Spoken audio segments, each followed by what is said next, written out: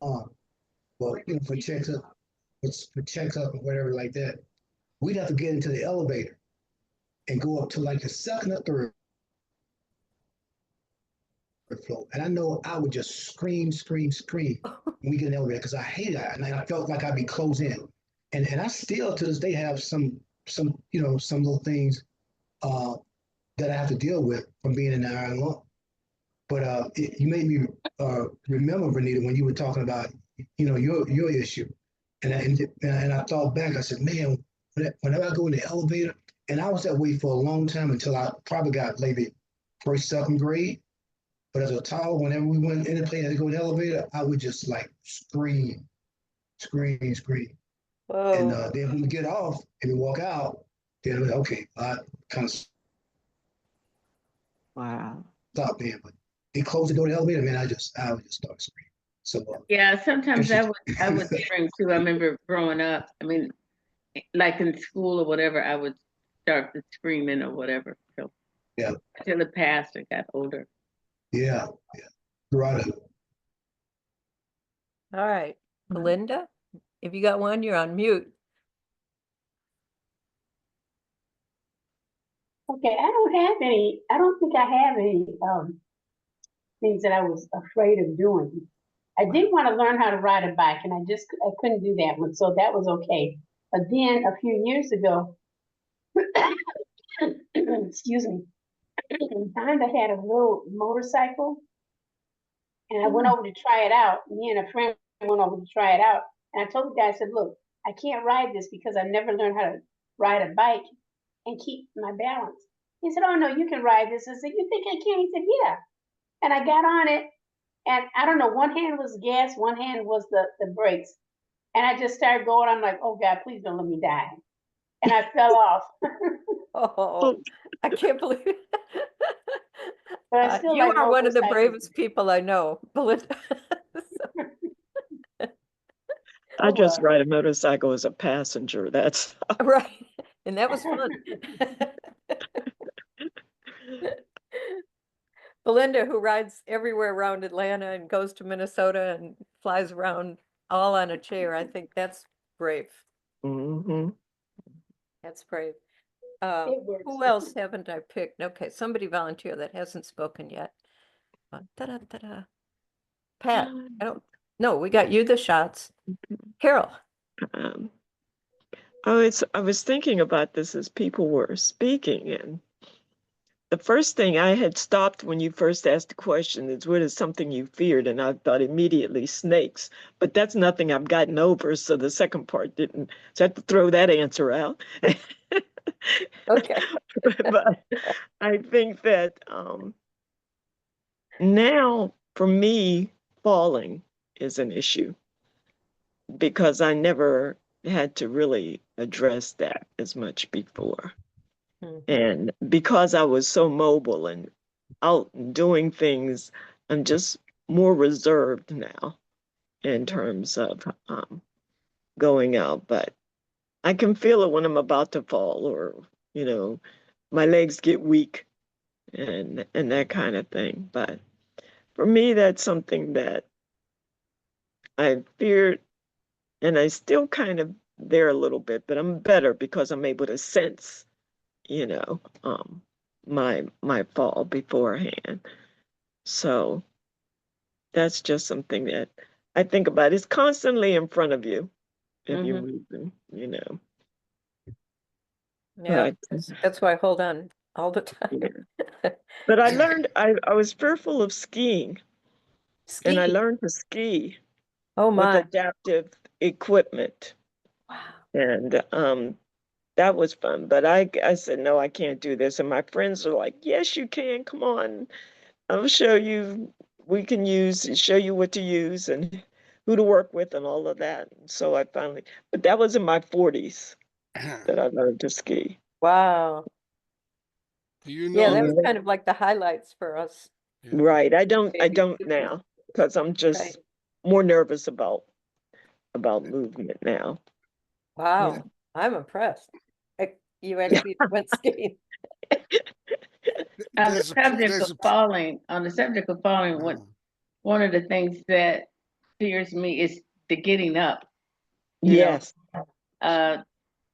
being able to get up, and since I'm in a scooter or wheelchair, getting to that place, especially if you live alone or you don't have Mm. the help, because it takes a lot to get a person up off the floor. Yes. What I was able to do was I did purchase one of those lifts. You know, Mm. I spent a little money for it. I think it was worth it because you're able to stable. I'm able to get on it in a good position, and it will, you know, take my weight. I don't weigh 100 pounds, so Mhm. sturdy enough to lift me up the height of my Mhm. wheelchair or my scooter. So Wow. I think I saw a video of that one time. What, do you have yours handy? You can, no, it's a little bit too heavy to oh, okay. Why, Yeah. do, why when but you go to the doctor, they always, the first question they ask you was, have you because fallen lately? Yeah. yeah, yeah. Um, If you don't I hit your fell last head, week. I yeah. mean, a couple of weeks ago. It's been about, I guess last month I fell. And I was out on the patio. And I can generally move around the house without any assistance. Um, Sometimes I'll use my rollator. But you know, I was out on the patio and I didn't have anything and fell on that concrete, which kind of, you know, knocks you out and then half over into the yard. oh, And I couldn't get up.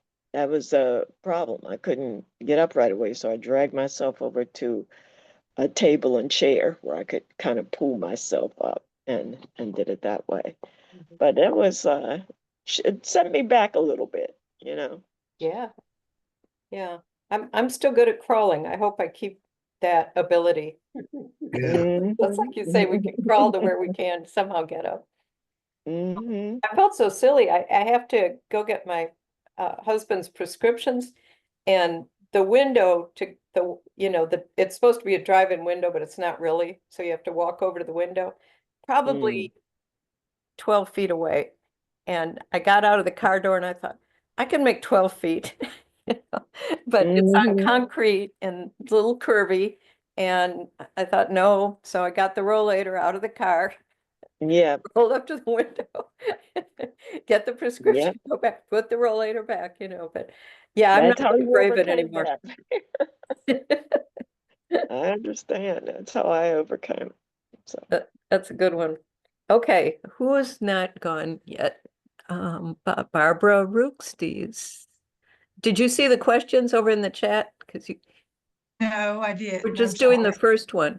What is something that you once feared, but you overcame it?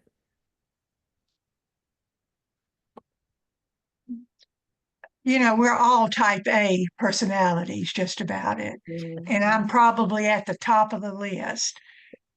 If other people were doing it, I was going to give it a try. So, it's Mhm. Yeah. other, like Carol, snakes is my one pet peeve because I can't run fast enough to Mm, move away from them is like. But mhm. no, I did the bicycle. I did. I learned myself to skate. Um, I never could water ski though, but in my later years, I had a sea-doo, and I would get out on the lake and be gone for hours at a time. Mm. So my fear of getting lost was no problem. So What does the sea do? What? it's the water boat Oh, okay. that you, yeah. Pedal. Nice. I didn't like getting in a boat, but I loved my sea-doo. That was freedom that I could do. I could get on, I could push it, get it in the water and take off right off by myself. So that I love. But as far as being fearful, the only thing my main fear was getting up and having to speak in front of a bunch of people. I did not like to have to walk up in front of them, and then half of them got that look on their face, Yeah. you know, Right. and then have to walk back to your seat. I did not like that. I have never Mhm. overcome it yet, though. Well, just picture them with no clothes on. That's what everybody says, and then you can then you can do it. To keep the what I'm supposed to be saying in my mind. That's Yeah, I don't funny. think I'd focus well. That's funny. And that helps. That's funny. Professor Mike, what's yours? Fear. I don't know. I've always been like fearless. My fear now is going to the city. Uh, really, New York City's dangerous, and I fear going on the train, which I did all the time with crutches and braces and everything else, and never had a problem. Going on the bus, but now if I have to go into the city, I have to take car service because I'm really afraid to get because I can't run, and if they're Right. going to knock someone down, it's going to be Yes. me. Mhm. Yes. So, I mean, that's really, it's gotten expensive now because instead of Mhm. taking public transportation, I take car service when I have to go into the city, and it's a Mhm. lot of money. So I avoid it as much as I can, and it's unfortunate because I don't go to the theater anymore, and Mhm. to the other stuff because I'm afraid to go into the city. Yeah. And I'm afraid of walking too far by myself because, I can't run. Yeah. So I understand that. Yeah, speaking of skiing, there's a place in Colorado that makes all kinds of equipment. It's called Enabling Technologies. And I probably Google it, and they make skis for people that can't walk. And it's got like a, seat on it, almost like an infant seat on the skis and little things like that. You can sit in that thing and you can go any way you want. I mean, it's the most incredible. I visited them when I spoke in Colorado, and it's the most incredible thing I've ever seen. It's Mhm. wonderful. I think people could do very well with little businesses of accessible stuff Oh, like that. That's a they make every conceivable type of crutch for anybody. They Mhm. make all that stuff. It's the most amazing plant I've ever seen. It's a Maybe that's a huge put good a place. that's a good put that in meeting the chat topic. for us. Maybe they'll come and speak sometime. Yeah, that's a Well, good one. What was it's the name again? enabling technologies, and it was in Denver. They make the crutch tips and everything for Tom Fetterman, who makes those crutch tips that I have that are wonderful. They have shock absorbers in them so that you never have to worry about throwing your shoulders out anymore. Right. Uh, he invented it. They make it. Fetterman's a polio survivor, but they make everything. They make every conceivable type of crutch that someone would need. They make all kinds of stuff, and this is a huge plant. I mean, what they do there is incredible. Like I said, we were able to visit it, and it was just wonderful. Say the name one more time. This time I have my pen. Enabling technologies. Yeah. I think they're still in business. I mean, I haven't, you know, looked for them or anything, but they're Huh. incredible. There was a place, my family, we used to do wilderness camping up in north of Minnesota, Canada. And I've heard that there was a group there taking people out to make it accessible. Because I used to manage it, but now, nah. I'll see if I can Google them while we're on. I had their website. I'll see if I can Okay, find it, and then I'll put it in the chat. all right. Well, Maureen, you no, brought a Mr. friend, Wilson Styles. Yeah. We don't see your face, but Wilson, do you want to pipe in on the answer to the first question? Are you there? Oh, you're on mute. I know that. Well, he can hear you if he's within earshot. But Okay. maybe he just Wilson, we're calling you. maybe he just stepped away for a minute. Okay. Okay, did everybody get a chance here? Oh, Leslie, you didn't answer the first question for us Yes, yet. Wilson. Oh, Wilson, hi. Oh, it's very, very poor reception. Wait a minute. I put it in the chat. Okay, Your audio is terrible. yeah, we'll have to work on that. We can't hear you. Wilson, shut down and come back in again. Sometimes that might rectify it. I put the enabling technologies in the chat. I see it. Thank you. Yeah, Okay. I'm I see it. Thank I'm you. looking at it now. Easy enough. I see the ski equipment too. See, now Um, it's frozen. Okay. Is Yeah. Wilson working better? Speak. Oh, he's Yes. frozen now. Oh, he's frozen now. Okay, Leslie, what's the answer to the first question for you? Okay. Something you feared once, but you overcame it. Well,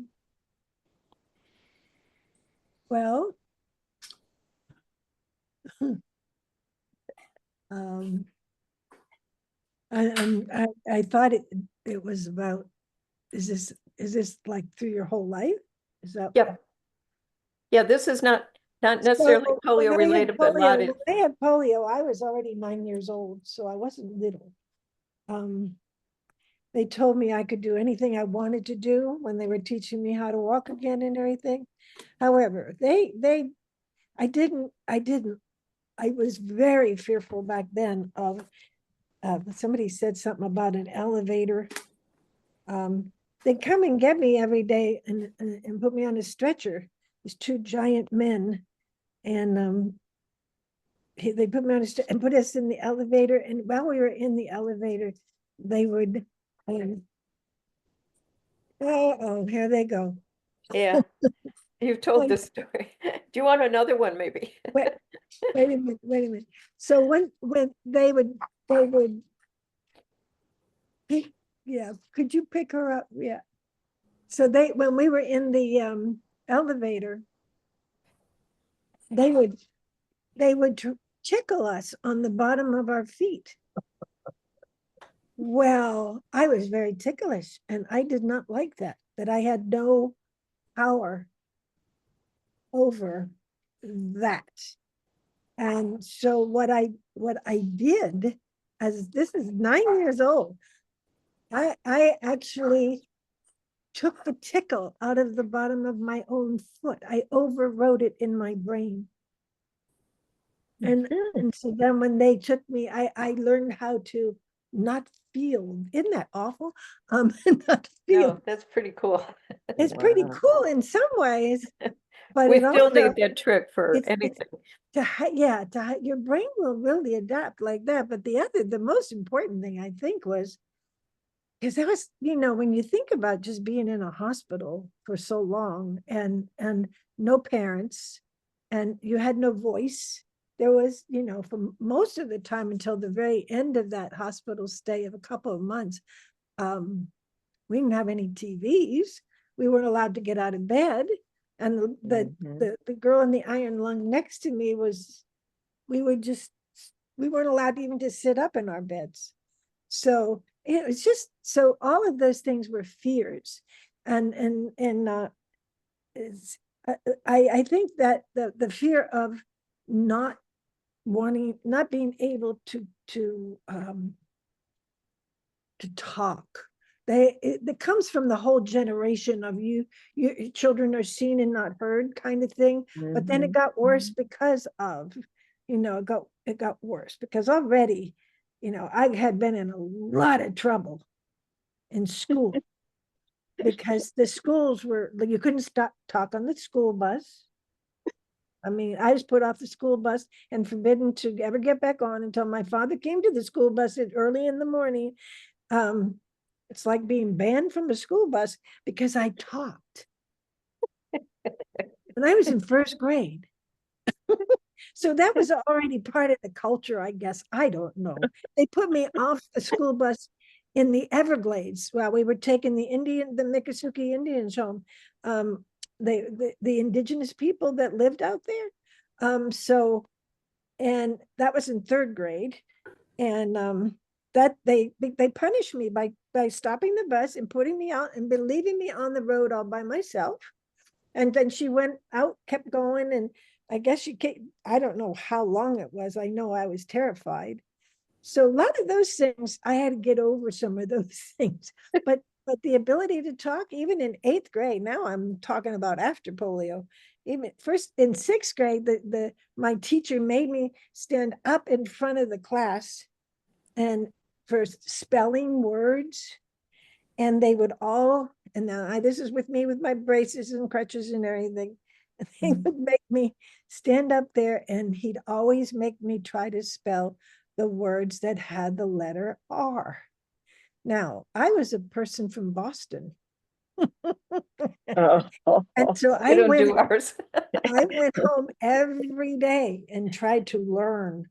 It hurt my throat to pronounce the letter R, you know, and the whole class would be laughing at me. I was already ostracized by that age group. That age group gets real mean. In 8th grade, when they made me get up in front of the class and I was supposed to do some kind of speech on something we were doing, I don't know what it was, but I just left the room and went home. And she says, you can't do that. I just kept walking. Okay. So that was a huge. Okay. Well, we're going to move on to the next question. Joe, did I get yours? Yeah, dentist. What? The dentist. Oh, that's right. Yeah. Oh, sorry. The memory is not going to cover. Anybody I missed? My husband can answer, Nancy. He What can was the answer. question? You didn't answer yet. No, he just got here. All right, what was the question? I was outside working. What Wait, was the who's question? speaking? Joel. My husband Joel here. Oh, hi, Joel. What's your Oh. answer to the first question? So What- what's the question is, what is a fear that you got over? What is something that you once feared, but you overcame it? And this does not have to be polio oriented. This is just grit. In general. Well, there's very little in my life that didn't have to do with polio, because I got polio when I was 7 in military school. And what I feared most were the nuns. They accused me every minute of talking too much. And they also accused me of having to, I did need instructions more than once, because I would see all kinds of answers that they didn't like. I was supposed to see the answer, the only one, and I would see a couple. So I would ask them to repeat it, and they always complained to my mother. In the end, they tried to kick me out of school, and the commandant saved me of the military school there. And he said, Joel, I have a theory about people who seem to have leadership but not properly directing it. I'm going to give you a chance. And I ended up making captain. First time in the history of that school, a first grader was captain of Company D. So it ended good, and it triggered a lifelong chain of accomplishments that my mind never stopped me wanting to accomplish. I just felt like I was not as good as everybody else, and I was stupider than everybody else. I didn't have the memory, and I'm going to prove myself. And if it wasn't for polio, I would probably be a vagrant. I've had that too. I'd be the worst snob. Okay. Wilson, did you ever get the sound worked out? Yes, hold on. Oh, it is better now. I'm sorry. I had you on my HomeBot in my kitchen because my accountant called and I've got to get some documents revised. And so I've just been listening in actually. And so that HomeBot was what distorted the sound. So I actually took it off that for a few minutes. So we most fear anyway. taxes. No. Yeah. So well, I don't know. Someone said earlier about the fear of falling. That's my biggest fear right now. And so what have I done to overcome it? Not a lot. You know, I rely on my motorized wheelchair, and I hope I'm not over relying on it and not getting, you know, the exercise that I need to keep legs active. But I've not fallen. So Yeah. anyway, A worthy fear. yes. Okay. So let's move on to this. I'm just gonna listen in for the rest of this. I'm gonna put you back on my HomePod. Your accountant hasn't called? You're not done with No, that? I have my accountant has called. I've got to finish some things and get these Okay. documents to him this afternoon. So I'm just going to listen if you don't mind. Fine. Did All we right. hear? All right. Did we hear? You want to hear answer the Patty? second question first? Yeah, do you want to go ahead with the second question then? If you had a choice What to was be the second? present at some historical event, what might it be? Oh, goodness. Um,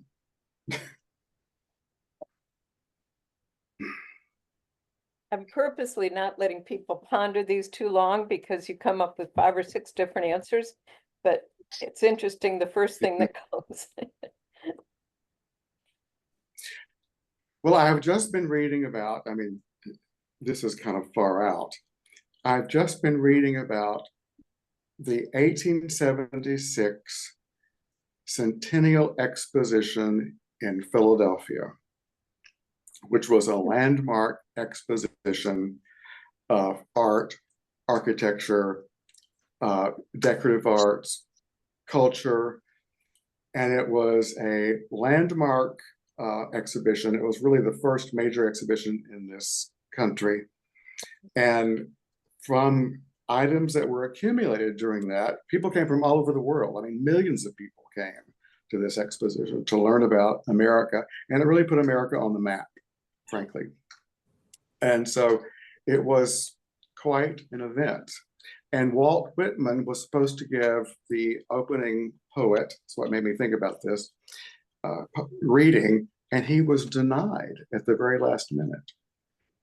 So anyway, it was a wonderful historical event, and I wish I could have been there to witness all of that. And the buildings were extraordinary. There are lots of documents that show the buildings there. So that's the kind of thing that I'm interested in. Thank you. So, okay. yes. That's my thing too, 1776, but I'll let other people talk first. Kathy? Yeah, the 1876. 1870. Yes, of okay. the Centennial Exposition. Yes. Interesting Yes. book. Okay. Yes. All right. Thanks. I'm going to put you back. You can put the name, you're reading about it in a certain book right now? No, I was just reading about Walt Whitman and the exposition, and I have a big collection of things like that. You know, I'm a hoarder of old stuff like that. So Very nice. anyway, yes. Thanks for being here. Okay. Yes, glad to be here, but I'm sorry, I've got to finish my document, so I'm just going to listen for the rest of it. Okay. Okay. All right. Thanks. Kathy, you want to go on first for the second question? Okay, if I could be at a historical event, in France in the 1800s, they used to have these art shows that they would refer to as the salon shows.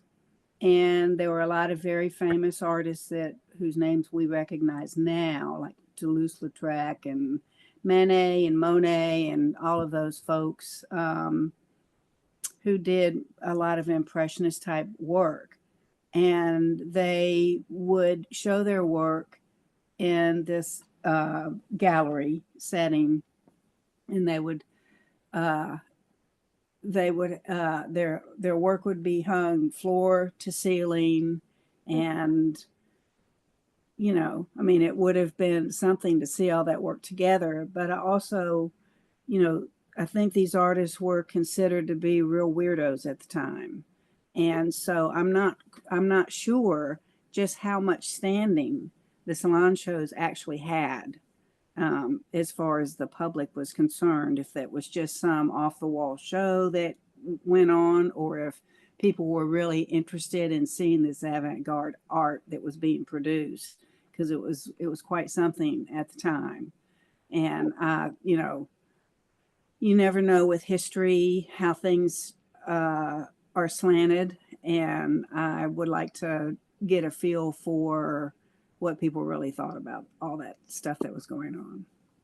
Wow, very cool answer for an artist. It's not one particular event. I mean, it was an ongoing thing, but it was in the art world. It's important now. I don't know how important it actually was at the time. You know, a lot of times Right. things happen and people don't really realize the historical significance until later on. That's So, true. mhm. Yeah. Wesley? Got one? I, I guess one thing that comes to mind to me is that I wish I could have been in Washington when the American Disabilities Act was signed, When what? because Wait. the ADA, the American Disabilities Act, Oh, okay. if you want to consider that something historic, because I watched this movie. We talked about this probably about a year ago on one of our meetings. I watched this movie called Crip Camp, and I think Rita had mentioned about watching. And I watched the movie, and I was like, wow. And Judy Heumann, Yeah. she was one of the people that was involved in that. And when I think back, before the American Disabilities Act, there were no handicap parking places. There were no way for you to get into a building. And you had to kind of find a way to get up steps, and it was difficult. And for someone to kind of have that insight and to work as hard as they did to get that done. And we now see how important it is when you can drive up someplace and get a handicap parking, find yourself easier getting into a building than having to get somebody to kind of, if you're in a wheelchair or whatever, to get up. It changed the lives of people with disabilities all over this country. Oh, So that's that's a big one. polio. When they and crawled up the steps, that was in the Crip movie, right? And they yeah, actually and crawled up the steps. Yeah, growing up with polio, if I couldn't get up steps, I had to kind of like crawl up steps. Yeah. Go up one leg at a time, one leg at a time. And you know, everybody else was just running up the steps. I'll make sure 5 minutes later or something like that. But it was huge, and I think about the impact that has profoundly done for all of us. It's incredible. So you know, just thinking of people back at that time having that insight and fighting with people like ourselves to have access, you know, to me it's just a real historic thing. There was just to throw in, by the way, Linda Priest can use all our prayers. But she once mentioned that the reason polios don't have support groups, like a lot of other groups already had support groups, but the polios did not, because we did not want to recognize ourselves as being disabled. We had that other brain, right? By the way, we made Linda Priest is now I can't tell you president how many applications emeritus. stuff I fill out. And they said, do you have a disability? And I say no. I say no. Throughout my year, I always say no because there's no thoughts of being, disabled. I like the word crip, really. We use crip sign. We call them crip signs, the signs at the parking lot. Nancy, what did you say about Linda? Oh, we've designated her, the board voted to designate her a president emeritus this year because it's 40 years of APPA. Good for her. That's great. That's great. We're going to probably work on fixing her up a plaque or something that she can put in her room and let people know. How is she doing? Not well. She's in and out of lucidity, delirium, I should say, and she's at Highlands. And just she's gone back and forth. Nancy Tucker's been the one to keep track of her the most and gave me an update that wasn't good. Now maybe a little better. Did something happen or did she just get ill or do we not really know? Was it from the accident? No, this is what's strange is because, before she went through this period where she didn't even recognize herself and it was an infection. And I keep warning every elderly person and family, if somebody has sudden dementia, it's not like Alzheimer's downhill. It's like check for infection somewhere in their body. Like UTIs. Yeah, UTIs and put them on antibiotics and they get their brains back. She was there and maybe people weren't recognizing it for what it was. Nancy Tucker talked to Linda's son, and hopefully he was going to follow up. She also got the ombudsman on it to check out Highlands because they did not seem to be treating her well, and they should be. Evidently, our Dr. Leslie is there too. I was surprised to see his address is at Highlands, so I guess this is Oh, a place where polios go, right? I don't know. That's the word on Linda. We'll keep you posted, Maureen. Thank you. Okay, who's next on the second question? Pat? If I could go back in time to 1963 on the March on Washington with Martin Luther King's famous "I Have a Dream" speech, I would Yeah. have loved to have been there. And that Mhm. speech has really made a change in this United States of America. Yeah. Yeah. Pat, you stole mine. Go ahead. Give your impression of it. It's a good one. Shirley, you want to go ahead? Who just spoke? Shirley, right? Carol. Carol. Oh, Carol. Okay. Yeah, that's the event that that's one of the events, one of the high historical events that Yeah. I would have loved to have been there, and it did so much good. So Yeah. I'm just looking forward to us moving on as a country. But that was great. That was great. He was wonderful. Okay. Barbara Rooksties. The signing of the Declaration of Independence. Okay. Mm-hmm. Professor? Oh, just call me Mike. I couldn't change the name on that. I don't know Okay. why, because when I teach, that has to come up on the thing. But anyway, I would like to have been there when Salk invented the polio vaccine. You Ooh. stole my Yeah. answer. Yeah, because as a Me too. microbiologist like he was, and I was trained in virology by one of Albert Sabin's team leaders. So I would have loved to have been there when Salk was recognized for. I was there in the hospital while he was working on it. Oh, Really? Mm-hmm. Wow. Yep. I got it in 54, and in 55 they were yeah, right. giving the injections. I got it just before second grade. So that was really cool. That was a great time. Wow. You know, some of you mentioned Martin Luther King. I had a chance to meet him. Yeah. Mm. Yes. I went to a small college in Williamsport, Pennsylvania called Lycoming College, and he came there to speak. And he spoke Wow. to us. And after that, we had a chance to talk to him. So, and I'll never forget that also. It was a very special moment. Which school were you in Pennsylvania? Lycoming, Lycoming, Lycoming College in Oh, Williamsport, okay. Pennsylvania. And he came at once a week to have chapel. And if Okay. it was a Methodist school, but it was non-sectarian, you didn't have to go. But when he spoke, everybody was there. Wow. And after that, we had about an hour just to sit and talk with him. So it really was Oh, very cool. special. Yeah. Oh, yeah. I was at Cheney State in Pennsylvania. That's interesting. Okay. Yeah. Who have we got? Maureen?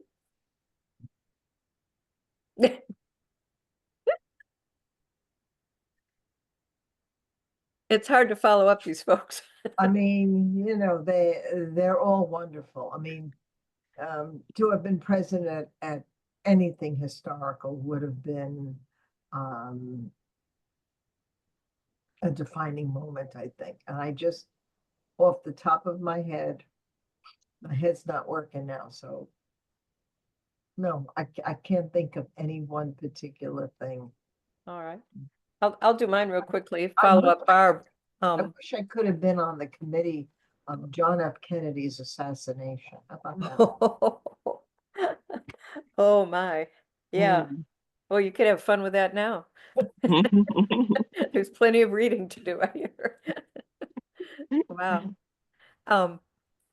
I would have liked to have been when in New York when after they signed the Declaration of Independence, all the soldiers in Washington's group were in New York, and they'd been getting slaughtered, and things were not going well, but they were all fighting, all these farmers, regular people out there fighting for, they weren't really sure what they were fighting for.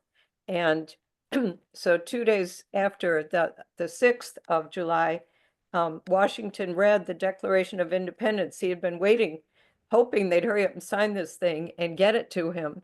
And he read it to all his troops. I don't know how they did microphones back then, but huge troops in New York.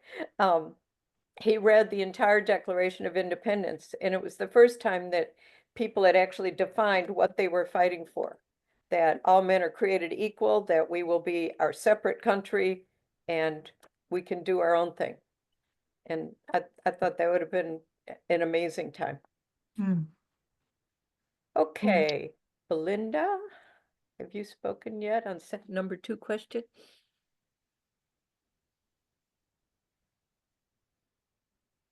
I can't think of anything right now. I used up all my little brain cells. Just take one of the other people's ones. You want to crawl up the steps with Judy Heumann? No. Who else have we got?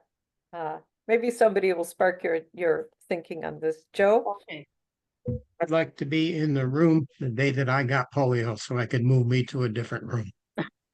Ooh. Ooh. Oh, Yes. so you don't think polio's improved your life? I don't know. In some ways, it may have kept me alive. Otherwise, I would have wound up in Vietnam. So, Yeah, right. Mm. Although some guys, Mike, you were in, some guys served anyway. Yeah, of course, you didn't know you had polio. Which is still an amazing story to me. I tell all my siblings, watch out. Yeah, watch out. Who we got? Bernetta, did you do yours? No, and I'm gonna take it, I'm gonna go way back at a biblical point of view. And since I'm gonna take it down that road. When Jesus was here on earth and he was healing people, Oh yeah. I would have loved to be one of those ones One of those ones. who Yeah. he touched Me or too. believed and was healed, just to see how my body would change and get sensation back and be able to walk or be able to run or be able to skip. And I would be one of those ones who turned around and said, "Thank you." That's my take. Nice. Story, Bernetta. Good one. I love it. I love it. I love that one too. Yeah. I mean, sometimes my imagination takes me there.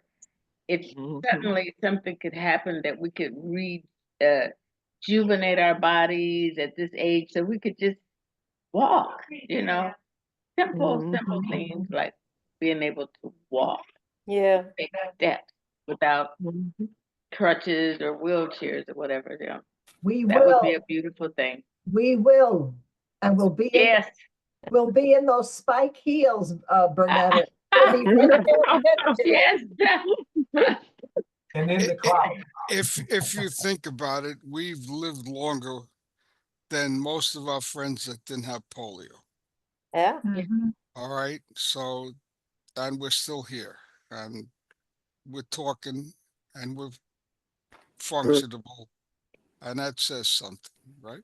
I saw something on YouTube where they were celebrating their birthday and they were saying like, my age, I'm 76. And they said there's a lot of people who did not make it to Make it. 76. Yeah. Did not have not made it, and I look around, and that is so true. Yeah. That is When so true. I just hit 87. 87. That's something. Yeah. And you don't look it. And It makes me feel like very young. and I'm still teaching. Okay. So you see, Right. yeah. Happy birthday, Mike. Yeah, Yeah. thank you. Yeah. Mary's Yeah. happy Yeah. birthday. Let me So get- it just all Very depends. sweet. It all depends on us. Mm-hmm. Yeah. Yeah, and where your mind is at. that's You right. think, oh, And you'll you be have to fine. stop thinking, about if this thing is going to go away, because it's not. Yeah. And polio survivors learn how to deal with what they have and go forward instead of backwards. Their lives would be much better. Well, And most of us have done that, but we go to Zooms and we find too many people that just haven't accepted the disability yet, and that's very different. it is sad. It is sad. Yeah. We're all in pain, Maureen, say- and no one wants to listen anyway, so we don't complain about it. Here, wait a minute, let me do this. Okay, who I has it? understand Here's now. a birthday cake. Here's a birthday cake for Mike. Oh, Oh, nice. Happy birthday, Mike. we won't sing on Zoom because it won't sync up. Isn't Oh, that Not weird? really bad. don't do that. I hate parties. No, we can't sing and we can't whistle, we Yeah. can't clap, we can't cough. You- I don't understand how that is. You don't 12-year-old in here that understands, you that- don't count birthdays after a and certain there's no period of time. whistling, That's- and No, we have to keep counting birthdays, even half birthdays, Nah, just celebrate them all. You just have fun with it. That's all. Just enjoy it. That's all. Wilson put up something for us. Clinical trials showing positive results for more pharma stuff. Does everybody see that? I Mm-mm. think, oh, you know what, a similar article I just put in my April newsletter. So if you Yeah, have I it, thought I just saw it. Okay. yeah, You're right. it's a different author, Okay. but just click on the link and it'll take you right there. Okay. Grifols clinical trial. Huh. Yeah, it's fun to sometimes get in these clinical trials. You can sign up with our GA Tech people and they'll tell you when there's a trial coming on. Oh, okay. Nancy, excuse me. Did we ever put out Maureen's website so we can sign up for her newsletter? Yes, it is. I put that on the chat, the first thing there. I Go can to that. give you an email address if you prefer that. Yeah, get on her email or Barb, Okay. give her your email. Anybody who wants to get that monthly reminder of their Zoom meetings and also to their website, and their newsletters always has this sheet with the update of all the Zoom meetings. So if you want to go to a Zoom meeting and meet people in Nebraska, you can go, it's kind of fun. And by the way, Australia has been canceled for tomorrow. It's Oh. next week. It's next Sunday. Next Sunday. For us. It's And 7 o'clock Eastern time, right? I believe so, but I don't know if they've changed their clocks yet, but we did, but Oh, right. it's somewhere between 7 and 9, so. Okay. Right. And did you acknowledge the News AJC article that was written about polio? And many of the members of APPA were in there. Yeah. Evidently this guy's been slowly contacting people, putting them all in. I haven't seen the article yet, but Barb It Mayer. was in Sunday's paper. It was in Sundays? Okay. Yeah, it was in Sunday's paper. He did a pretty good job. Good. If, Who else got mentioned among our crowd? He Carol, talked do you about. have to buy the actual newspaper to get the article, or is there a way we could get a copy of the article? You can look at the digital version. But it says you have to sign up to get the paper. I mean, sign up for the website. You have to pay for that. Subscribe. Yeah, you have to purchase the paper. And I You didn't can realize get it that for until 99. I was gonna say you could get it for 99 cents for I think 3 months. Right. Oh, And okay. then you can cancel it anytime. I bought Then the you- Sunday paper just because my picture was in it, and the paper itself was $4. $4. Yeah, Yeah, yep, that's right. I couldn't believe it either. it's cheaper to get a I- subscription then, huh? Yeah, I I told imagine my so. sister, I said, "Oh, pick up 2 papers." I said, "Dang." Well, if we go to a Well, coffee shop, maybe we can find somebody who let theirs set one down. What the happened, library what would have it. happened to the Forget quarter about what that newspaper? article Yeah. was. What It happened to was the a quarter? full-page article as well. Oh, that's something. Mhm. And Okay. what was the gist of the article? What was it about? It was about polio's status now, and it was talking about the vaccines Mm-hmm. and whether or not, how people felt about it. They talked about Salk and Sabin's vaccine. Um, and then it had several members of APPA who were mentioned in there. It had both Joe and Pat's picture in the article. But it talked about the journey of it, even had Dr. Strasser comment in there. Mm-hmm. And like I said, it was a full page. They talked about how people felt about their polio experience and what they felt about the vaccine. Pat or Joe, anything else? Rita was in there too. Like I said, you could look at the digital version for 99 cents. What the hell? It's worth it.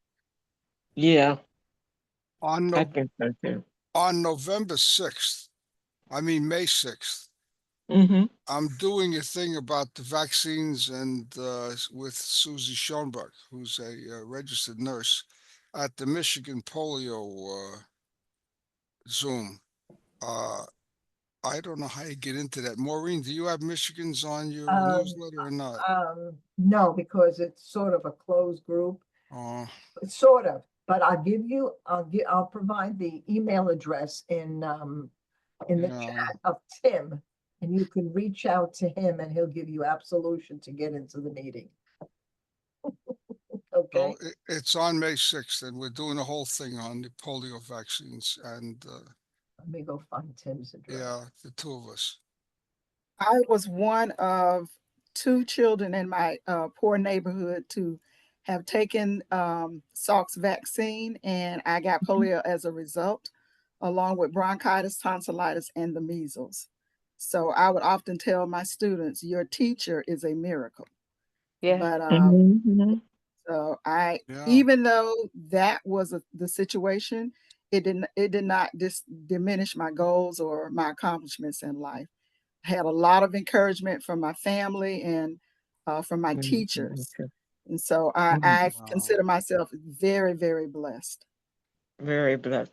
It's interesting. A friend of mine read the article, and she felt that after reading the comments that maybe we shouldn't take the vaccine. Um, and I was like, no, that was not the intention. Yeah. Not to not take it. If somebody did, get polio, you have to look at the results across the board. And plus, if I'm Look at all if the I'm not kids who did not. Sorry, Carol. pardon me? Now I'm saying, look at all the children who did not get it. Right. And tell me if I'm wrong or not, but was it the Sabin vaccine that was the live vaccine where people caught polio and not the Salk? Is that true? No, Right. well, Sabin's came out on a sugar cube. I yeah, think his came out in 1962. 69, Yeah. I think it came out. Was Yeah, that Okay. okay. the safe one or not the safe Yeah. one? Yeah. Okay. There were two. You have to understand something that the Salk vaccine was made by many different laboratories because Jonas Salk couldn't make it all in his. And they gave the contract to Cutter Laboratories in California to make the vaccine. And Cutter didn't make it according to Salk's. Cutter Cutter knew that they were going to give out the contract. So Qatar had made the vaccine and stockpiled it, but they didn't kill the virus. And No. Qatar's vaccine paralyzed thousands of polio survivors before they they stopped it right away. So that's how people got polio from the Qatar vaccine. There were a couple that got it from the Park Davis vaccine, but it was nothing like Qatar. Now, Sabin's vaccine was a weakened vaccine. And since you took it with a sugar cube, it came out in your feces. And sometimes that vaccine that was supposed to be very weakened woke up. And if it woke up inside of you, it woke up in your stool, and mom and dad were changing your diaper, or your brother or sister or something, they could have gotten polio from that. And that's why Sabin was out now, and you can only get Salk. Right, but they're providing Sabin outside of the United States. Yeah, because it doesn't require refrigeration, and Right. that's why they're using it. But but in the beginning, in the third world nations, there was a lot of polio from Right. and that was because they had a bad batch of vaccine. Wow. Okay. Was that bad batch then one of Salk's vaccines? No, it was Sabin's. It was Sabin's. And Qatar wasn't the only pharmaceutical company, correct, Mike? No, Park Davis and a whole bunch of others made it. And And there it was was, yeah, and there was some cases in the beginning of vaccine related polio. The biggest problem I had with that was that after COVID came out and the COVID vaccine was available, I started getting letters from people polio survivors that didn't want to take it because they were afraid that if the vaccine was bad, they could get vaccine related COVID. And then I had to do a whole special PowerPoint to tell everybody that they couldn't get, it was impossible to get vaccine related COVID from the COVID vaccine because Salk and Sabin used the entire polio virus in their vaccine, and the COVID vaccine only contained a small piece of the virus. Okay. Joe, are you still working with that group, or are they not working anymore on that research dealing with COVID and the polio vaccine? I haven't heard a word. Be Dr. Strasser's thing with Joe. Yeah, Joe's our liaison to Dr. Yeah, Strasser. at one point they Enthusiast. said they wanted to drop the polio people from that. They didn't feel like it was relatable enough, and that's the last I heard. Their loss. We're a much nicer group. Yeah, Yeah. and I'm sure the funding hasn't increased on that project since either. Oh, that's probably true.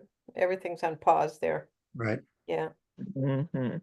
So that's Wow, interesting okay. conversation. Thank you. I have a daughter and a daughter-in-law who completely opposite poles on their idea about vaccines. They both got little kids. And Mhm. you know, that each one will read what supports their side, like we all do. And Yeah. It's a plane right away. That's all it is. It's a plane right away. And they're dealing with their children. And you would think after seeing you, their mother, with polio and your challenges. That's why my daughter's so into it, and I'm a little less, when I'm a lot more leery. I'll be glad if they start talking to all the doctors and we get both in the news, because right now you got to dig for one side or the other when you want to find out something, and then all you do is you get the debate going on. So Like I do not know. It's politics, Nancy. It's politics, and That's the everybody's the hard thing for them. I mean, these are the grandkids, and they might go ahead with the polio vaccine if they understood. Say it was only Cutter that made the point, but we're all going to be shifting who's manufacturing our vaccines, and we need to make sure it's going to be the best ones. I'm not even sure where we're getting the polio vaccines produced now. Do you know that, Mike? No, I really don't know who makes it. That's a good question, though. But it's it's extremely safe. People that make it now. Can you find out, Mike? Can you find out who's making it? Or who's going to make it back in the United States if it has to shift back to the United States? Well, I want to tell you something. California has the lowest herd immunity to polio because they have a big problem with parents immunizing their children against polio. And Rotary, 2 or 3 years ago, had a big conference in California to try and get their Rotarians to get the people in California to get their kids. Aware. Now, the biggest problem we have with that is that if you think about it, the polio virus never mutated, never changed in all of these years. So no matter Unlike where they, COVID. no matter where they go, and viruses usually mutate like crazy, but polio never did. But all of a sudden, if you get an outbreak of polio in the United States and it has some place to go, if the vaccine changes, if the virus changes and mutates, then none of us are protected against it. Yeah. None of us. And since we were in the 1/2 or 1% of the people that got paralyzed from it, then maybe we're more susceptible to it than the others are. That means we can get it again. A terrible thought. And also, if the vaccine mutates, it may not be 1/2 or 1%. It may be everybody that gets it gets paralyzed from it. Wilson Wow. has his hand up, by the way. Wilson, who? Yes. Wilson's waving. Oh, okay. Nice picture. Um, on your Zoom, I cannot share a screen, and that's what I was trying to do about this immunoglobulin that has been researched in Barcelona. And so I'm doing some investigating in it. It's this article that just came out in March on the second of the clinical trials on this product that they say, and I quote, it showed significant improvement in mobility with patients who got these infusions compared to those who had the placebo. There were 191 participants, and over a 6-week period, showed greater endurance in the 6-minute walk distance, and that the head of the researcher said the study is great news since it proves that the ongoing decline in physical functioning due to PPS can be halted and even improved. I mean, I don't want to get my hopes up on it, but the thing that impressed me more than anything else was the fact that this is a company in a first world country that's funding clinical trials on post-polio remedies. And for me, that's pretty impressive because it's unlike cancer or Parkinson's or ALS or anything else. Polio is cured in first world countries, but post-polio is not, but we're a dying lot. And our being a dying lot, that means there's little profit for them in the future. So the fact that they're doing this and then they published this report in March impressed me. So I'm doing a little investigating it. So I wrote a memo to a friend of mine. They're trying to get to fund a redo of the infusion center here at Sarasota Memorial Hospital. And so my email was sent to the chief medical officer of the hospital. And so we'll see if I get a reaction out of them. But I'm curious to know, what some of the, I guess, rheumatologists would think about this and the prospects of it. It is FDA approved in this country, but it doesn't say if it's approved for post-polio. It's not approved for post-polio.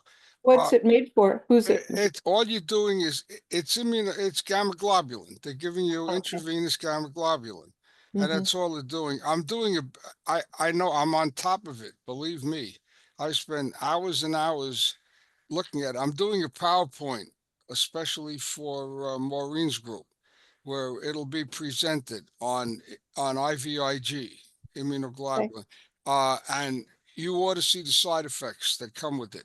That people don't think about. And that's number one. Number two, you've all had it already. What do you think of that? And I'll tell you what it is. If you've ever gotten a tetanus vaccine, you got IVIG for tetanus. So Wow. it's no different. It's just that the Mm. gamma globulin was there to fight the tetanus virus. So I mean the tetanus bacteria. So that's all it is. They're giving you gamma globulin.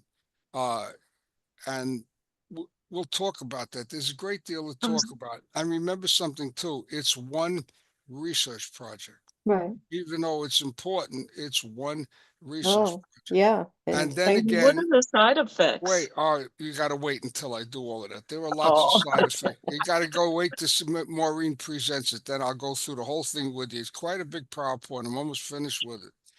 Oh, But I want you to exciting. know something. If you couldn't walk before, you will not walk now. Okay, because there's nothing that's going to change that. It's not going to regenerate nerves, and your muscles that have been paralyzed turn to connective tissue. So it's going to make it impossible for you. If you think you're going to throw your crutches away with IVIG and wear braces and walk, that's not what's going to happen. The only thing that this is going to prove, if you think about it, it gives more to the fact that if post-polio syndrome could very well, one of the causes of post-polio syndrome could very well be autonomic. It could be an autoimmune disease. And that more and more comes into being with that now. So whenever Maureen schedules it, you'll come into her meeting and you'll see the whole thing on IVIG, and Okay. I'll be able to answer all your questions. I spent about 7 hours already putting this PowerPoint together, and I'm not finished with it yet. I'd just like to be able to sit up through 3-hour meeting or 2-hour meetings. Does anybody else cave after? You're Yeah. fine. The thing is to lay down, and I'm still good. But you know the problem with this, every time a polio survivor reads about something, there are a lot of polio survivors that are still looking for Magic, magic, to Mhm. throw the braces and crutches away and get out there and run around the block and say, hey, this is the greatest thing in the world. I mean, about 30 years ago, or I don't remember, one of the first articles I ever wrote for Maureen's group, it was entitled, There Is No Magic Bullet. There is no silver bullet. And it's still, that's years ago. And it's still true today, unfortunately, that there is no silver bullet. Well, it's not claiming to be a silver bullet. So I No. think the thing, again, that impressed me was that someone was actually spending money on trials at this stage. Oh, yeah, yes, that's And right. You couldn't get a dime in the United States to do anything on polio today. And I'll tell you something. I agree with it. What do you think of that? I don't want to see any research done on anything like that here. We had it. I want to see that money spent on stuff we can still get, like heart disease, cancer, polio, Alzheimer's, and everything else. Good point. I mean, that's the way I feel. As a scientist, I mean, All the basic research will help towards any of that. So no, I mean, right now You never know. polio's been eradicated as far as we're concerned. I mean, here. So I mean, we have a I hope vaccine that in case we remains the need it. case. And the good part about it is with all of the technology, remember, it took 30 years to make the polio virus. It took 9 months to make the COVID vaccine. And now they have the technology to do this. So God forbid anything else happens, they'll be able to put out a new vaccine, maybe in a shorter time than that you won't have to worry about post-polio syndrome, take care of everything. So we have the technology. You'd be a great advocate for Yeah. us to get them to reapply that money towards equipment that we need now. Oh, me? You, the perfect guy. What, are you kidding me? We supposed to have Polio Health International. They're supposed to have all of that money. I think the biggest thing that could be done today, I'll tell you what I think. I think the biggest thing that we could do today is get the March of Dimes to incorporate Polio Health International into them, give them a big budget, and let them fund everything that we need today. The Remarch of Dimes. Where are they? We started them. They're there because of us, and they don't even have post-polio syndrome in their. And they don't want to talk about it. No, they don't. I wrote many letters. I wrote many letters to them, and they won't even on my stationery. And on my Mhm. college day, they won't even send me a reply. That's true. I've The tried as Easter- oh yeah, well.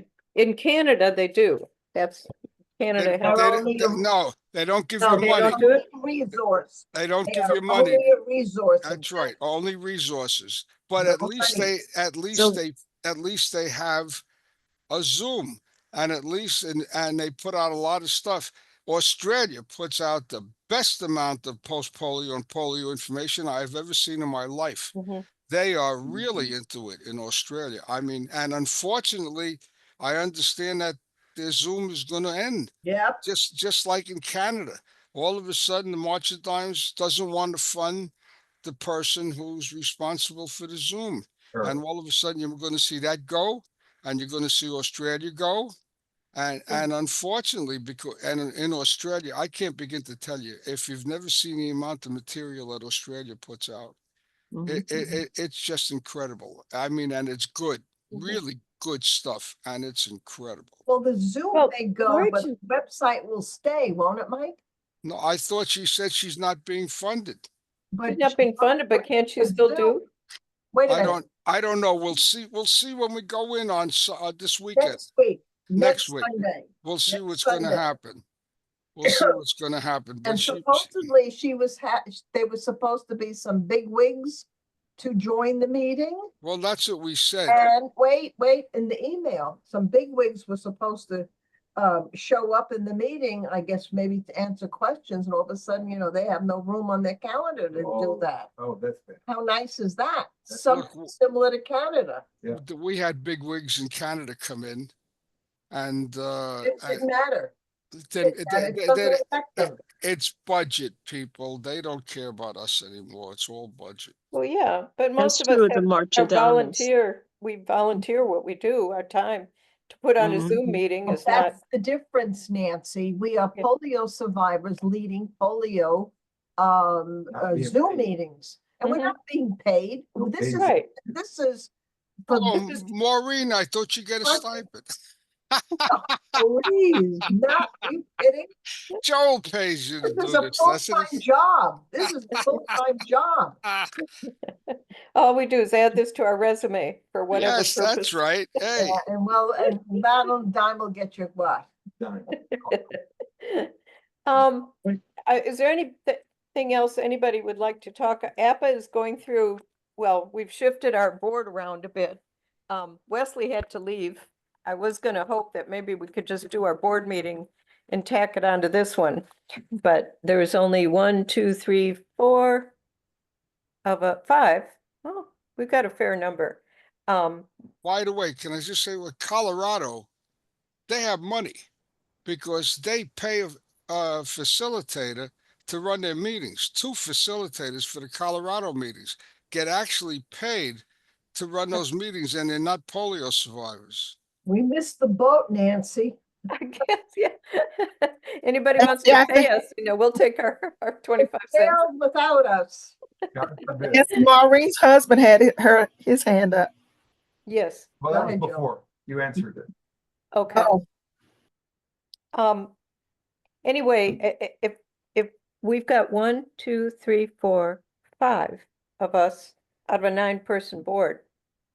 Got a If anybody quorum. wants to stay on, We can Yeah. go. We're not you guys. foreigners. No, actually, you can stay and give all the advice you've got. Actually, Belinda's going to be treasurer in the future. Pat's going to keep what she does, member advocate, and Barbara Wookstees as the VP is going to keep me straight. Leslie runs the SNAP, but she also runs our Zoom and gets the word out from Atlanta Post-Polio and receives those whenever, if anybody emails to us via the Atlantic Post-Polio email, then she'll give that to us. Right, Leslie? Are you still with us? Big L. What's the address now? It changed, right? The treasury address, as far as where to donate, will be Belinda's address. Okay. So APPA will be at Belinda's address. Okay. Joe is still maintaining membership and wisdom for the rest of us. And Nancy Tucker's coming back on the board, so she'll be able to give us some, she's going to help Belinda with the treasury and bookkeeping. Okay. And True luck. True luck. True luck. Yeah. True luck. Nancy, true luck. well, I'm so Yes, sorry. thank you. True luck. It's such a cool name, you know, you'd think that would roll off my tongue, but I think the other was in some childhood storybook or something. A little poem, I don't know. Sorry about that. Very Nancy sweet. Trueluck is Yes. Thank you. coming on for that. We don't know, Kathy, if we're gonna keep up APPA News. We may send out something from time to time, but Maureen is so good about getting the monthly, everything up to date. I mean, we wouldn't do a printed form, but we have a fair amount of money left in the budget. So we definitely did not want to just fold APPA into Polio Health International, not yet. That had been Wayne's and Rita thought we could stop the whole thing, pay a lawyer to shut it down, but we're not there yet. We're still Atlanta, we're spread out all over the metro, all over the state. But Zoom brings And beyond. everybody together. Zoom brings us together, and that suits me Mhm. just fine. And like I said, if other people will go to these other Zooms, please do. As far as equipment, donate to FODAC, fodac.org. They gave me my beautiful power chair there. We've got the SNAP program in APPA that will help people fund things, the equipment that they need. So everybody who's been a dues paying member for at least the 2 year prior to making a request gets what they need. Carol, I think we're still going to consider broadening the criteria for SNAP. That's good. That's good. Because you've been in, and I think that was a good idea. I think if enough people aren't using it, we should certainly, because that's the only thing on our website is, I mean, the only thing in our budget that is taking everything out, is keeping the website with Wix. Mhm. And but I figured out that even if we paid, considering what's in our general fund budget, that it would take us 16 years to pay down. We've got enough money to do something with. It would That's take us good. I'm 16 glad the years just to website's pay it going down. to remain. And the Hmm? website's going to remain, right? The website's going to remain the published That's good. version of APPA News, unless there's a great cry for it. We will drop that. Just tell, everybody can, if I send out something or put something else out online, or if some else volunteers to sort of help with that some more, once we've got a template, like Maureen does, it's a free thing, right? With this WordPress. Yeah, well, you did a good job with that, Nancy. I mean, Yeah, it's not appreciate it. So easy. did Joe. It was a And great Joe thing. And did too. That's Well, right. Of you.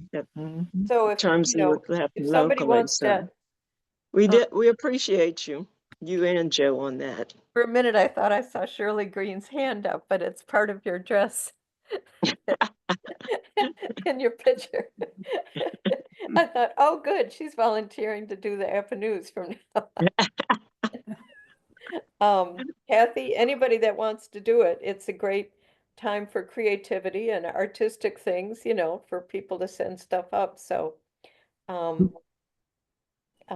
I just actually, this time of my life, I needed to really pare down what I do. So I'm just going to do this, which is ask other people to do things. Yeah. Right. That news, I'm the newsletter is, people don't realize what a big job that is. And I very much appreciate you and Joe for the excellent newsletter that we have enjoyed for this Yeah. many years. And I hate to see it go by the wayside, so to speak, but it's a huge job. And I understand. it is what it is. I mean, It was nice to do for a while, but when I run out of my own ideas or I only hear my own voice speaking, it's not, I well, don't, yeah, I mean, that's part of it, yeah. And I I'll be honest, I keep quiet because I'm trying to be very selective about what I do. My energy level is just like in the pits these days, and it's just Yep. it's kind of scary. Yeah. That's where I am, Kathy. Yeah. And Yeah, even and our I'm starting to brains, realize I've really yeah. got to pick and Mhm. choose Right. what I do. And, you know, it's just, do have a tendency, if I took on the newsletter, that would be my priority. And then I'd let the other stuff go by the wayside that I have been trying to maintain, you know. So I hate You're to right. see it go, but you know, one good thing is all those newsletters are archived on the website. Yes. So they still are Yes. available. And there's just a ton of Yes. information included in those. Mhm. And so I'm glad to Mhm. see that. And I'm glad to know that we can maintain the presence of the website, even if it doesn't get updated. If it's Yeah. just there, you know, and Yeah. those articles are available, some of the historical stuff, that's just so important. Yeah. Because there Or, are you more know, that people trying Carol? to access information about post-polio all the time. Right. right, that's true. Yeah. I was going to ask in terms of what are we going to maintain? Is the monthly meeting going to be as such, or The is it monthly going to meeting, yes. quarterly? It's going to be Um, monthly. We'll do a monthly because I think once you've you know, whether we keep doing Saturday was always a question. Mhm. Because it was first Saturdays because everybody worked. Now Saturdays might actually be family time, where you see the grandkids and whatnot. So I think we have to give some serious consideration to picking picking one of the dates that's not already on the list here and Mhm.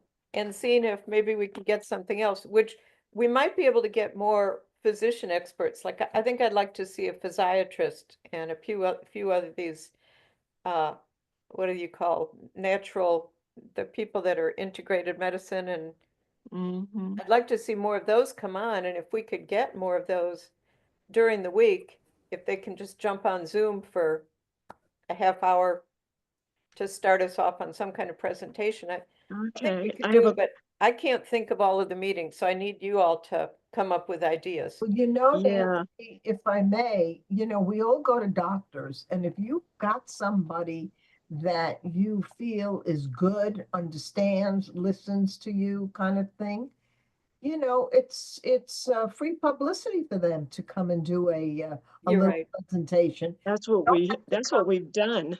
Mhm. And many of our doctors who we dearly love, they're now retired All right, also. but you still go So, to doctors. I know, we Carol. need to beat the bushes to find some new ones, because we're having a right, hard time right. in And this find out area. what to the younger, because a lot of them are younger now too, much Whoever younger. whoever you go to, they're not retired, you're going to them. And Mhm. also, Nancy, you are free to forward my newsletter. Just click forward and email it. Thank You know, you. Yeah, Mhm. it's a no-brainer to do that. right. If Even Yeah. you're even the retired. doctors who are retired, if they took care of you, they took care of polio, and they know polio, and it's not taking time out of their office to do this. So they're a Good Yeah. great point. asset.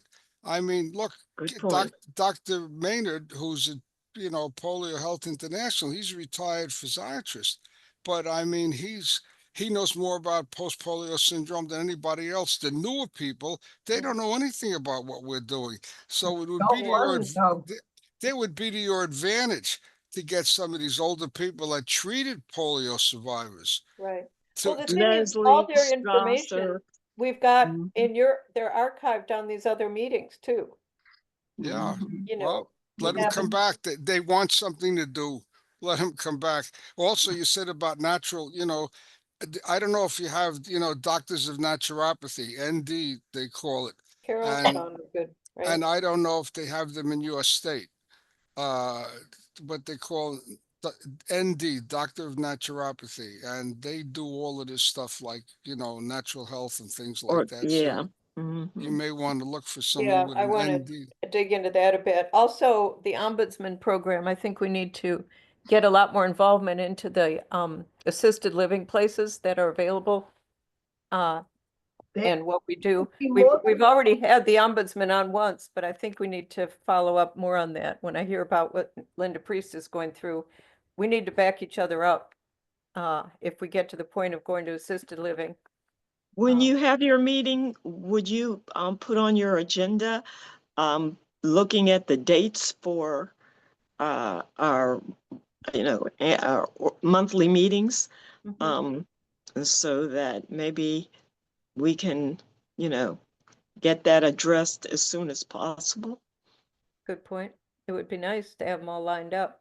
Even if we don't, I mean, even if we do like a presenter every other time, Mm-hmm. and the times in between we fill in like this. These two questions, by the way, they came from, the first one comes from my grandkids. They've got the Tuttle Twins series, and they have cards they pull out for conversation starters. And it was, kind of teach you that resilience, or see if anybody had good ideas and resilience, which we all do. So we all overcame our fears, and we're pretty cool. Joel? I respectfully submitted, listening to that comment you made when my mother and dad were alive. I got to take care of both of them for the last 15 years in Fort Lauderdale. And before they came down, I researched 9 or 10 first class type operations. I mean, first class, not behind in the woods someplace.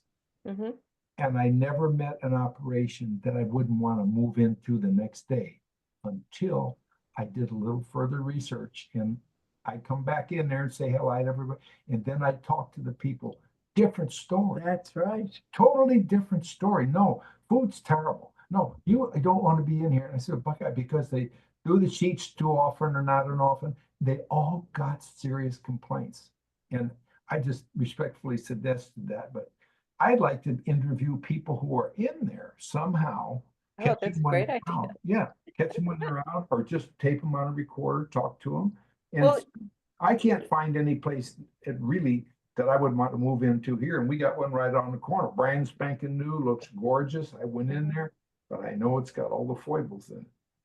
Yeah, you have to talk to the residents. They're understaffed, they're underpaid. It's the same story no matter, unless you're paying big bucks to stay there.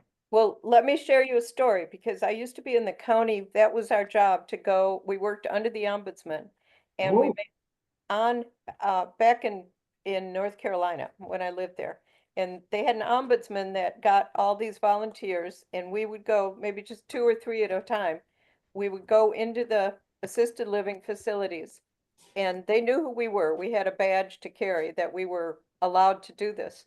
And we would go and just talk to all the different residents. So just to give you a comparison, I went to the one that was mostly Medicaid people, and the workers that work there, they had worked there for like 30 years. This was like family to them.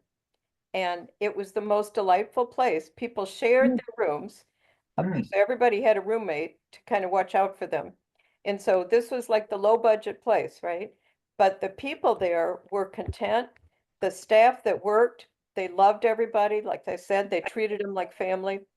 And it was delightful. I went to the high class one in Durham, and it was scary. It was something you'd make one of those scary movies out of. The people, first of all, they didn't want to talk to us because they were afraid of retribution, because obviously something had happened. They were afraid they would be kicked out, even if they're paying people. They were afraid. Then when they get everybody up out of bed and they put them into their wheelchairs and they take them into like a community room for a little bit of social life, the other place, the community room was just full of activities going on. The rich place, and it grieves me to even just think of how this would have been if this had been me. But they got the people dressed, looking nice, out of their beds, take them to the common areas. They parked them in the corners facing the walls. That's right. So they wouldn't communicate with each other. And there were a few other things happen. We saw one lady that fell out of her chair. It took 45 minutes for them to get the appropriate licensed person to get her up and back into it. It's a whole lot of things. So part of our job was to then talk to the management about what it was. And her excuse was, oh, you just cannot get good staff these days. It's so hard. People just, but we felt like the financial difference there, or the, whatever you call it, the prosperous difference between the people that were in the place and the ones that were working there was so big that I thought part of it was that the staff just, they didn't treat the people like family, because the staff weren't. getting paid minimum wage thought all these wealthy people, you know, they had this thing, you know, there was just a bad vibe. So you have to talk to the residents. And in Absolutely. North Carolina, we had a sheet that we filled out that was published online. So you could look at which rest homes actually stayed with the rights of people, because you have all the inmates have a right, a list of rights, a list to be treated respectfully, you know, be able to get their water, get their meds, all the things that they would do. And that's posted on the wall when you go in, and if the place wasn't abiding by that, it would get picked up on the web. News. People could go search the web to find out who wasn't abiding by that. And I don't know what we did in Georgia, but we need to, something like that, I think is really important, because I just hate to think of Linda Priest going through something on her own. You know, No, I I'm gonna share. saw a great license plate on the back of a car, and it said, "Be kind to your children. They're the ones that select your nursing home." I thought it was great. I was laughing so hard when I saw it. That's really good. We should all get one like that. It's great. With an Apple logo on it. Yeah, it was great. Yeah, Oh, Well, Joel, I'm leaving, guys. I need to yeah, take care of some it's things. time. It's time to close up. When I was a little friskier, I used to go down to the prison, which was about 20 miles north. And I would go in and visit somebody who I had met in the streets before, who ended up there. Oh, The first time I went in there, it was nothing until the last door closed. When that last bang, I heard that behind me, and I knew who I was behind all those gates with us. And I could see them in the visiting room. Some of them really crazy looking. But I stood and read the prisoner's rights and yeah. what you have to do while you're here. I guarantee you, what you had to behave yourself while you were there was this long. The prisoner's rights was this is a little short paragraph. I couldn't believe it. I didn't, it really spoiled me going back there, because it scared me when they are basically warning you about all the issues that can happen. That's the difference between a nursing home and a prison meeting. That's what I kind of like the idea of having the roommates. You know, you have somebody to vouch for you if there's somebody, if you're not being treated right or abused and you're stuck in your bed. Yeah, but if your medical record says that, you know, they're hallucinating or have a little mental thing, then Yeah, Yeah, they but- might say something bad about me, right? yeah, there are special sections in those homes for those people, and they're not put into the same thank Yeah. God. place that the others are. And that, by the way, if I have that I just found a PowerPoint on the polio vaccines and their problems. If you'd like to see it, I'd be glad to show it to the group. You could just ask me and I'll schedule it. Okay. Okay. Nancy, I don't know if you saw it, but Mike has No, I didn't. a plethora, I love that word, a plethora of PowerPoint presentations. Yeah. And he probably give you a list and you can choose what you'd like. And I know he'd be happy to do a presentation or 2 or 3, you know, whatever, you know, your group would like. And like you said, you know, do 1 month of presentation, 1 month of discussion, because I never met a polio survivor who was short on words. So we do like to talk. I want to say the second question Okay. is brought to us by AI. Okay. I went and asked AI. Excuse me. What kind of conversation? I'm Excuse me. sorry. Happy Easter to everybody. I've got to jump off too. I've got Okay. another meeting. Take care. Thank Happy you. Easter. Thank you, Sherry, Pat, everybody. Thank you all for coming. Told you we're not short on words. It's a good meeting, y'all. Thanks. I figure we've got enough information among ourselves to keep us quite entertained. Yeah. Good to see everybody. Barbara will be Bye-bye. talking. You can help me list these ideas maybe and get the presentations up and going. Oh, Maybe. just ask me in front of everybody. Okay, put me on the spot. And Leslie, yeah, and Pat, yeah, Pat's gone. No, I'm not putting you on the spot, but I'm just kidding. there's so many good ideas around. I just need to put them together. And I'm not even taking notes today. Usually I took notes and I should have took notes. Hopefully you turn AI on because it takes great notes. Oh, yeah, I could have. Yeah. Well, Next anyway, I time- used AI. I said, what are some questions you could ask an elderly group to get discussions going? So Who's they came up elderly? with the one about history. There's nobody elderly here. I know. And by the way, we are not handicapped. We are handy capable. Yeah, we're pretty I like handy. anything that has to do with those words. We are people first. We are people with polio, not Mhm. polio people. So I wish that's just my own pet peeve. Ooh, Maybe does we that need a get better you word. going, huh? Does that Does get get you me going. going? Yeah. You, Well, the you don't Crips, say heart disease, Mike, or you don't say, oh, I don't know. We're not the disease. We're a person first.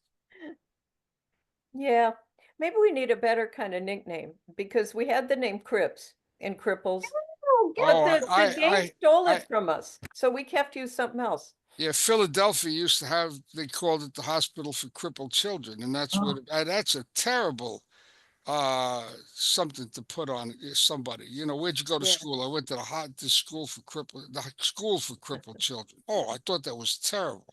Mine What was is, called the Curative Workshop. yeah, That was a better stigma, what is stigma to put on somebody on top Yeah. of the polio?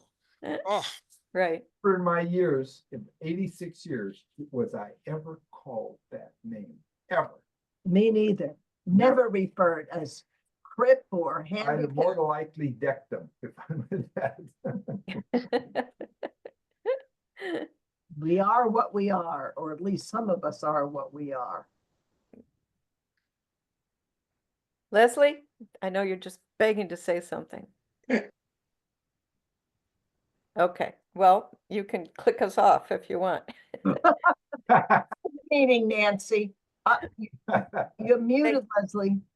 Good meeting, Nancy. Thank you. Thank you, Maureen. yes.